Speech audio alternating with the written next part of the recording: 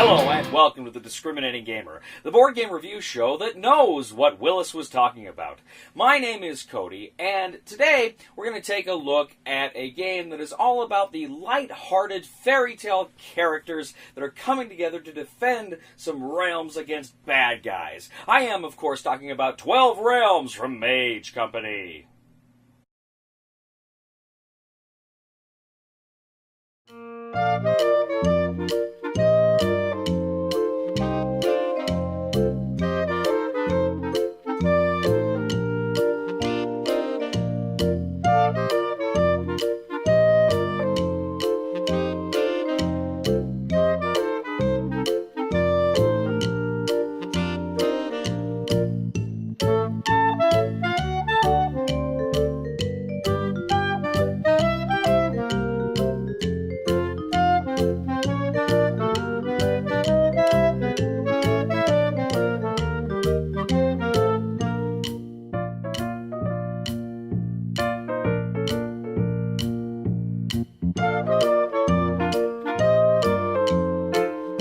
In 12 Realms from Mage Company, 1 to 6 players are going to band together to defend the realms against some of these evil, nasty invaders. Don't you hate it when that happens? Now, in the game of 12 Realms, you're going to put out up to 4 realms to defend. 12 realms, but you put out 4 realms. Common Core math. Anyway, you're going to go ahead and set those realms out there. Now, these realms are different kinds of locations, parts of various kingdom. Now, each of these realms are going to have kind of some of their own unique personalities. They're divided up into various numbers, 1 through 6, I believe. And they're going to have corresponding invaders that will target those specific realms. Now, the characters in this game are all sorts of crazy fairy tale characters, like the Sugar Plum Fairy, Snow White, Robin Hood, Joan of Arc, and... Joan of Arc? Really? Joan? Okay, the fairy tale figure Joan of Arc. Anyway, what you're going to do is pick this character. Now, your character, they're going to have individual boards. They're two-sided, and you can pick certain kind of abilities from each side. Now, there's an interesting mechanic in this game because each character has talents. Swiftness talent, combat talent, heart talent, treasure talent, magic talent. You'll have all these different kinds of talents that are little tokens that go on your board. Now, these talents are very, very important, as we will see. So you're going to prepare a deck that's going to contain various invaders for the different realms. It's going to contain some treasures you might be able to pick up or artifacts you can pick up to help you. So what you're going to do is when the game begins, you start drawing these cards. And these cards tell you where, in which realm, certain enemies appear. And some of these enemies have certain attributes, certain traits that are going to come into play. Some of them are just these nasty guys who like to occupy the realms. Now, as you're pulling these cards out of the deck, you're placing little tokens into the places where they're going to come. Now, you, of course, have your figures. You've got your little minis, which are really cool, really good, high-quality minis here. And what you're going to do is, on your turn, you can take as many actions as you can afford with your talents.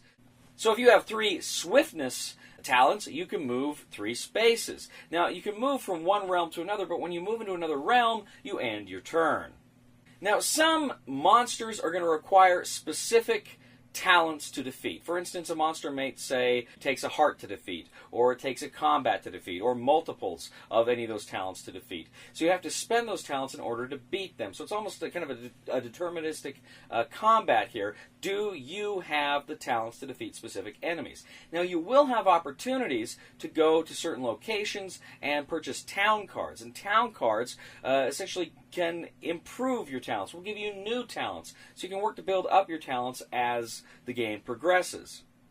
But that's essentially your actions. Movement, combat, trying to pick up buildings, trying to pick up artifacts or treasures. You're collecting these things, you're using these things, and you're trying to clear the realm. At the end of the round, you're going to refresh all your talents. Now, at the beginning of the round, you're going to add up any enemies that exist in every realm. Now, each realm has its own invasion track, and for every enemy that's still in that realm, you move the invasion marker up, And when it hits certain places, certain effects may trigger, particularly if you're doing some of the variants or expanded games. Now what's going to happen is as those tracks advance, and they will because you can't defeat all of the invaders, you're going to eventually summon kind of the boss character for each realm, the big baddie you have to defeat. And in order to defeat him, you have to pick up those special tokens, those artifacts, because you have to collect 3 of those in each realm to be the player who can defeat that particular bad guy. So that's essentially what you're trying to do. You're trying to defeat all of the bad guys who come out late in the game, but before any of the invasion tracks reach 20. As soon as an invasion track reaches 20, all the players lose, game is over. Otherwise, if you can work together to defeat all 4 of these bad guys, or however many bad guys you're fighting, depending on the number of players, you win the game. And that is 12 Realms. Now that is just a very, very brief overview of how the game works. There's, of course, a lot more to it than that. There is, as I say, a lot of variants and kind of optional rules you can play with to beef it up, and certainly there are expansions that you can add to it that kind of change the game somewhat as well.